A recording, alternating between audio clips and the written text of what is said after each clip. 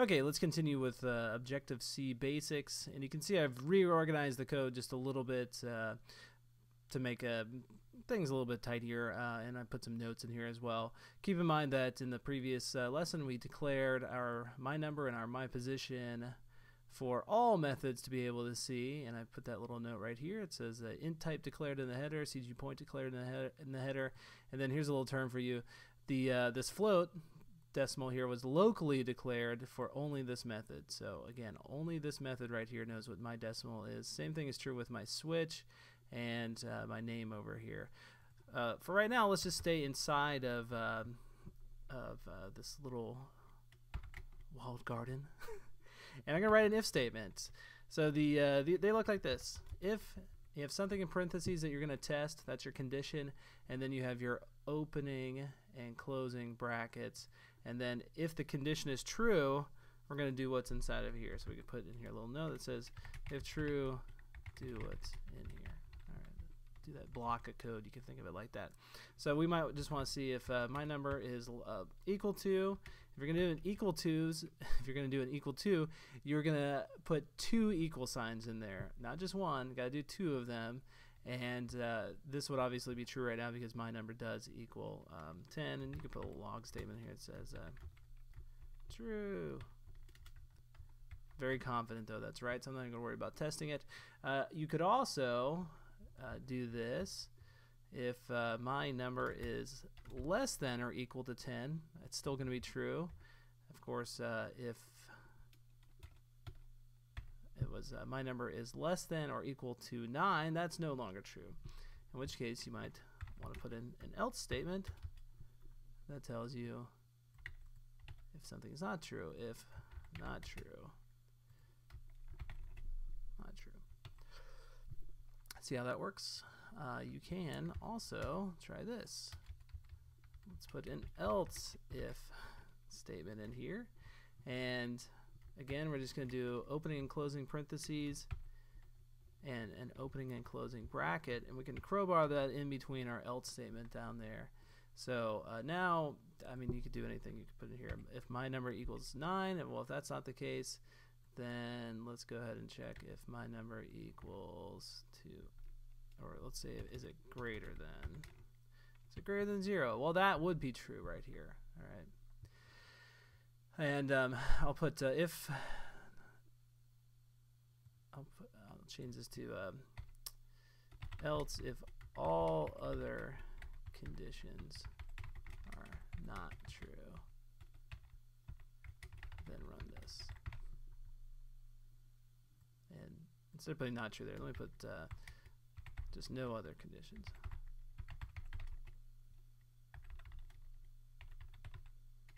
True or yes.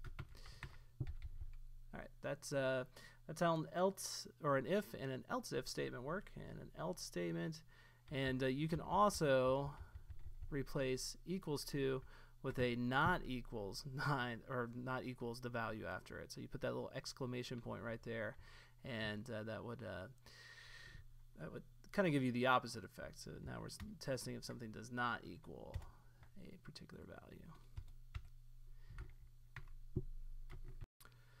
You can also test 2 conditions at once with the logical AND operator. You just put 2 of those little ampersand guys next to each other and proceed like normal. So you can say if my number equals 9 and my decimal, equals 0.0. All right, you can do that. Another thing you can do is test to see if one or the other of 2 values is equal to each other. So you can put in here, this is your logical OR operator, your 2 pipes together, and that little pipe key is that one under the delete key on the keyboard. So that's if either one of those was true, you could do what's inside of there. I'll just leave it with the AND operator. Okay, and now let's oh, well, I should also mention too that you can put if statements inside of other if statements. So what we just saw up there was 2 together, but you could do something like if my decimal equals 0.5, and then inside of here put in if my number equals 10. So it's the same thing as doing the ands inside of here, but this would be kind of like more common if not if you're just testing numbers like this, but if you wanted to test to see if an object existed. For example, you might have something like my object. If it does not equal nil, right, then you might want to test if my object dot position dot x is equal to 10. All right, and of course this is all just hypothetical. We don't actually have an object on here that has a position property or exists, but what this would do is just check to see if the object does not equal nil. That means that it is on somewhere, okay, in your scene. And then if that is true, let's go ahead and proceed onward with the rest of this, where we're testing if the position dot x is equal to 10. That is all valid code right there. It's just not gonna do anything for us other than give us errors for right now. Next up, let's call a method. All right, and the init statement that or the initializer that we're writing things in right now is just kind of getting the ball rolling. But eventually, what you're going to do is decide, you know what, I'm going to call another method, and some of that could just be to organize your code a little bit better. A lot of times you write methods to kind of encapsulate doing a particular process that is going to get run or rerun over and over again. So in this case, all we're going to just do is self. I'm just going to call this method call some method. Not a fancy name, is it? All right, that's how I would call it, and the self refers to this particular class. And right now, no visible add interface forward. It declares the selector call some method. What's telling me is that this selector call some method is does not exist, and that makes sense because we haven't written it yet. So let's come down here and notice that I'm writing outside of this big block of code right here, and I'm writing outside of this method. So I'm just creating my own, and I'm going to put in here void call some method. Okay, you do your opening and closing brackets after the method selector name, and now this would run. So let's go ahead and test that out. Did call some method run. I can put a little question mark in there.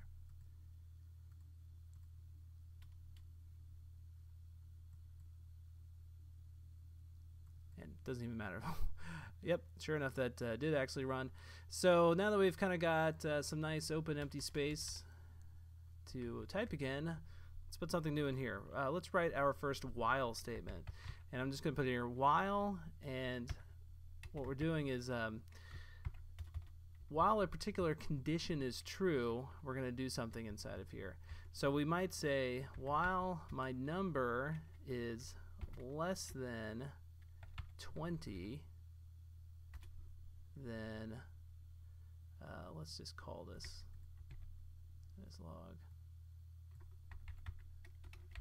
do something while under 20. Okay. Now the catch here is that we don't want this while loop to run forever. Okay, otherwise the program's going to hang and you're just going to be stuck performing this loop over and over again. So we need to make sure that my number does not stay under 20, and as of right now my number of course equals 10, and there's nothing inside of here to increment my number forward. So what we'll do is we'll write my number plus plus. Again, this is I'll put a little note here, or could write my number equals my number plus 1. This is really common though, so and it's a good one to just learn. I know it's easier to read this as a beginner, but let's go ahead and try that. All right, and you know, while we're doing this, let's go ahead and put in here my number is percentage I, and then we'll put in here my number. Okay. Give this a quick run. And sure enough, let me just move that out of the way. Do something while under 20, and what's occurring here, 10, 11, 12, 13, 14, 15, if you wanted to change this so you did see the 20th one, you could always put in there less than or equal to 20, and then you would see my number equals 20 in the final thing here. And yeah, we've prevented ourselves from, you know, breaking the universe by including in here this plus plus statement at the end. Of course, you know, a big thing you do with while statements is while something is less than whatever it is or greater than whatever it is, you maybe put an if statement inside of here and test something else. Well, you can just do anything. You could even include a while statement inside of a while statement, so you can get pretty wild there. And let's try something else with our method.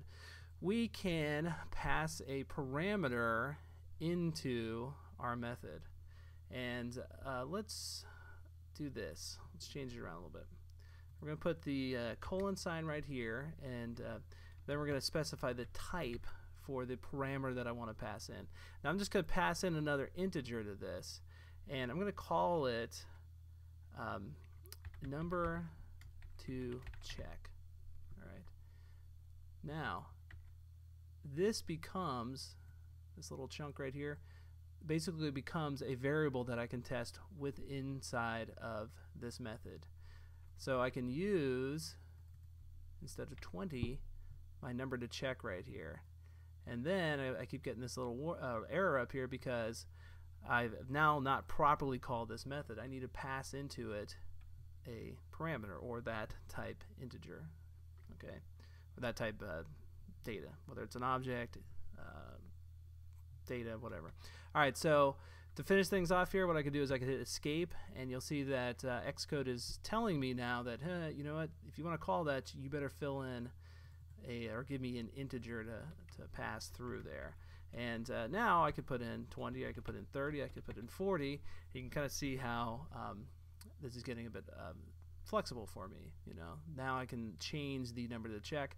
And of course, if you're going to do this, you might also then want to do something while, and then let's replace 20. Let's not hard code that in anymore. While num to check of, wait,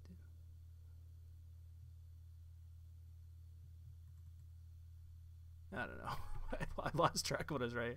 Do something. Do something.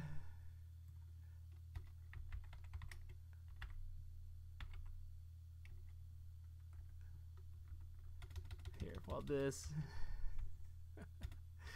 is under. All right, so we'll do this. I was in my mind, I was thinking I was going to put number to check for this one. So now what we're doing is we're saying do something while my number is under that value right there. Okay, so let's try this one more time. And it's Tuesday. It's still early in the week. All right, I'll raise this up a little bit. All right, so now you can see in our first time this ran through, it says do something while this 10 is under 40. Okay. And of course the 40 just stays the same the entire time. That's our number that we passed in, and then it finally ends when those two numbers equal to each other. Pretty cool, huh? One thing to consider too is that the while loop kind of pauses things. So if you had another method in here, let's just call this one another method after the while loop, and of course we're going to need to write that in. That is not going to get run until that while loop finishes up, and we could always prove that by putting this in. While is finished.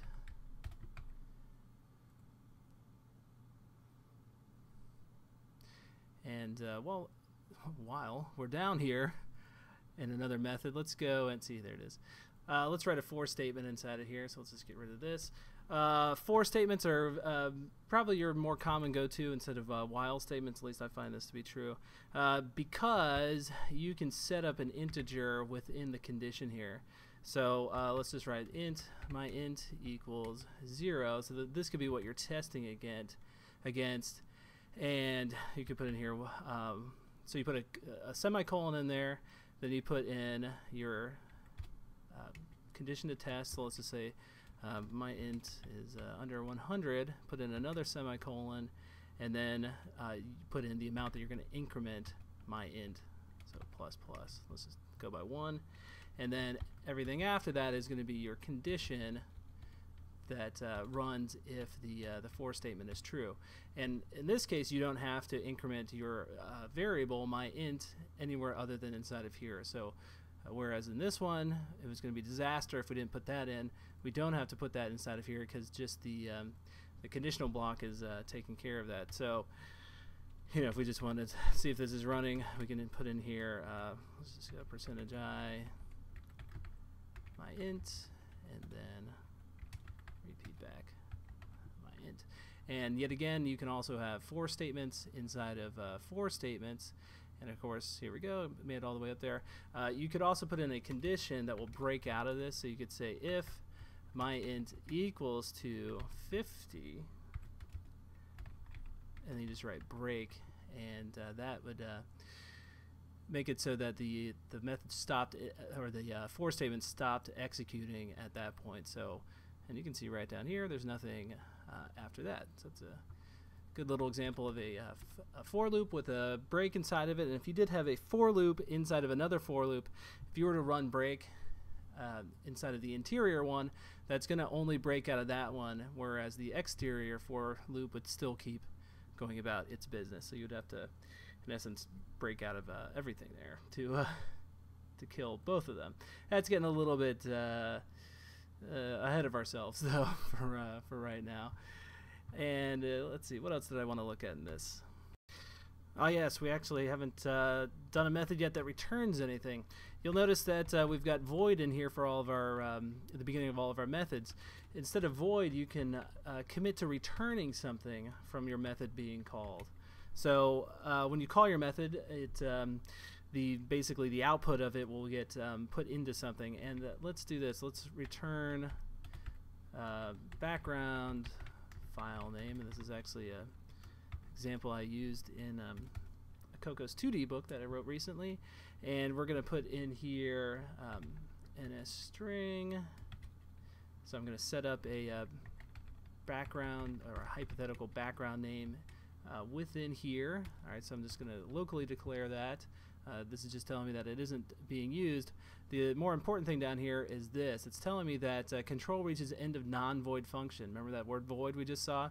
So it's telling me it's non-void. That means that this method really wants to return something. And we are going to return, because we have to, because we've committed to it by putting anything other than void in there, we're going to return the background name. Okay. So, oops. So now what we could do is we could put some conditions in here to potentially change the background name based on the level, whatever it is. But before we do that, let's head back over here to our init statement, and instead of using my name in here, let's call that method. So I'm going to write in self return background file name, and now whatever comes back from this is going to equal my name. One key thing to remember here, though, is that my name is a string variable, right, an NS string, and if I try to put in something else here like an int, basically I'm returning an NS string to an int variable, and that would be a big problem. Code would not like that, okay? So we got to be sure that if we're going to return something as an NS string, that the thing that it's going to equal to better be an NS string as well, or whatever that type of variable is. And let's give this a nice little test here, because right now we haven't actually given this any sort of value. And this will give me a chance to introduce one other little thing here. We could put in a switch statement, and let's do this.